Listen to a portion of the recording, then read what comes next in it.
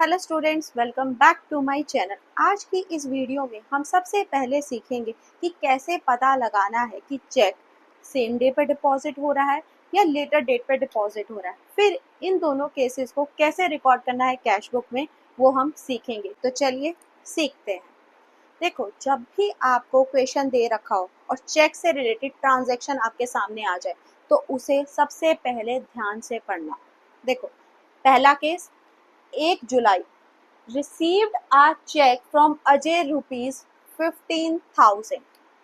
इस ट्रांजैक्शन में क्या लिखा है कि हमें अजय से चेक रिसीव हुआ है।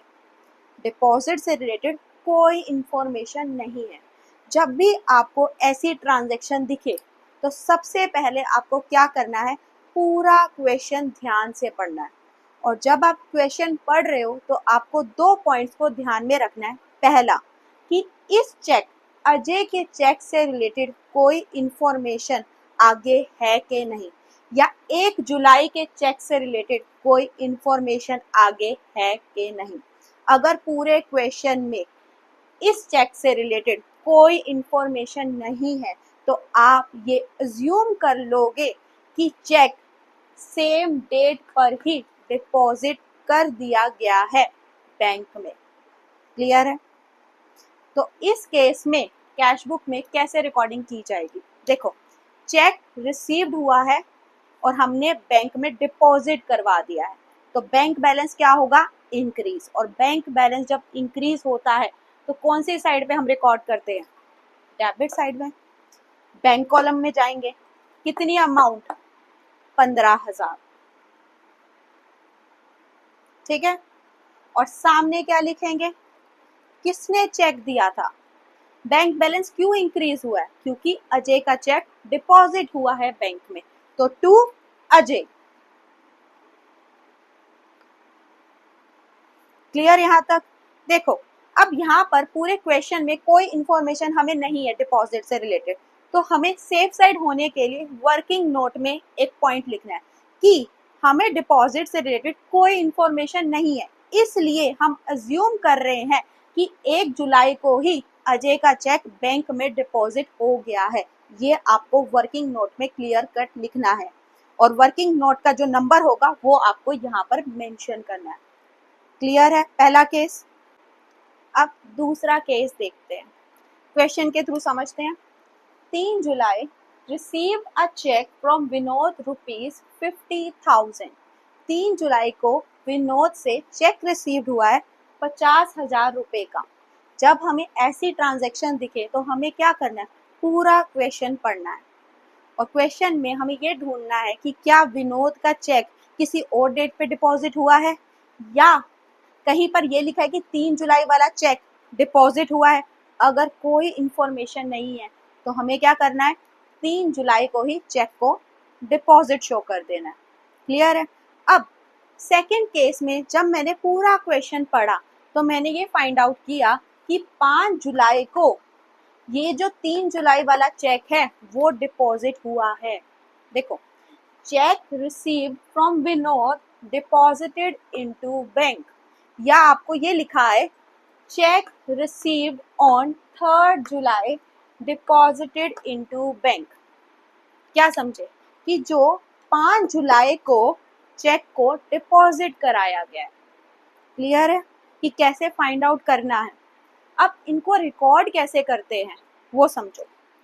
3 जुलाई को क्या हुआ है? सिर्फ चेक रिसीव हुआ है और 5 जुलाई को चेक डिपॉजिट हुआ है। तो 3 जुलाई को क्या एंट्री होगी? 3 जुलाई को चेक रिसीव्ड हुआ है, हमने डिपॉजिट नहीं कराया है। ना बैंक बैलेंस इंक्रीज हुआ है ना कैश बैलेंस इंक्रीज हुआ है, तो कैश बुक में रिकॉर्ड नहीं होगा। तो कहाँ रिकॉर्ड करेंगे? रिकॉर्ड तो करना पड़ेगा क्योंकि ट्रांजैक्शन हुई है, तो हम कहाँ रिकॉर्ड करेंगे? जर्नल प्रॉपर में एंट्री रिकॉर्ड करेंगे। 3 जुलाई को क्या हुआ है? विनोद ने चेक दिया है, तो चेक क्या है? एसेट है, एसेट इंक्रीज हो रही है, तो चेक के लिए हम कौन सा अकाउंट ओपन करते हैं? Checks in hand account.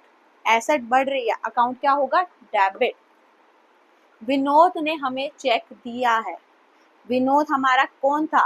Debtor, debtor decrease हो रहे हैं, एसेट डिक्रीज हो रही है, तो विनोद का अकाउंट क्या होगा, क्रेडिट टू विनोद। तो एंट्री क्या बनेगी, cheques in hand account debit to Vinod, 50,000 50,000। Clear है।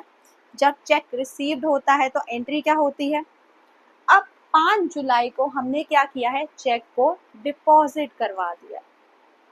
अब कैसे एंट्री होगी वो समझो। 5 जुलाई को सिर्फ हमने क्या किया है, चेक को डिपॉजिट कराया, तो हमारे पास से चेक चला गया है। चेक इन हैंड अकाउंट क्या होगा, डिक्रीज हो जाएगा, तो चेक इन हैंड अकाउंट क्या होगा, क्रेडिट। बैंक में डिपॉजिट हो गया पैसा, बैंक बैलेंस क्या होगा, इंक्रीज, तो बैंक अकाउंट क्या होगा, डेबिट। तो एंट्री क्या बनेगी, bank account debit to cheques in hand account. ये सिर्फ आपको समझाने के लिए, इसको आपने कहीं रिकॉर्ड नहीं करना है, ठीक है। 5 जुलाई को हम क्या कर रहे हैं, चेक को डिपॉजिट करा रहे हैं, तो इस ट्रांजैक्शन की रिकॉर्डिंग डायरेक्ट कैश बुक में होगी। क्यों, क्योंकि उस दिन क्या हो रहा है, चेक डिपॉजिट हो रहा है, बैंक बैलेंस इंक्रीज हो रहा है, तो रिकॉर्डिंग कैश बुक में होगी। बैंक बैलेंस इंक्रीज हो रहा है तो कहाँ रिकॉर्ड करेंगे, कैश बुक की डेबिट साइड में, ठीक है। बैंक कॉलम में जाएंगे, 50,000 लिख देंगे।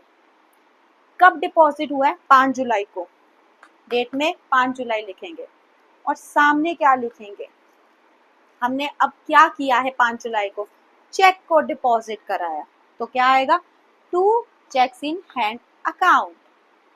क्लियर है। अगर आपको ये वीडियो पसंद आई हो तो please like, subscribe and share जरूर करना, और कमेंट सेक्शन में बताओ कि अगली वीडियो मैं किस टॉपिक पे बनाऊं। Thank you.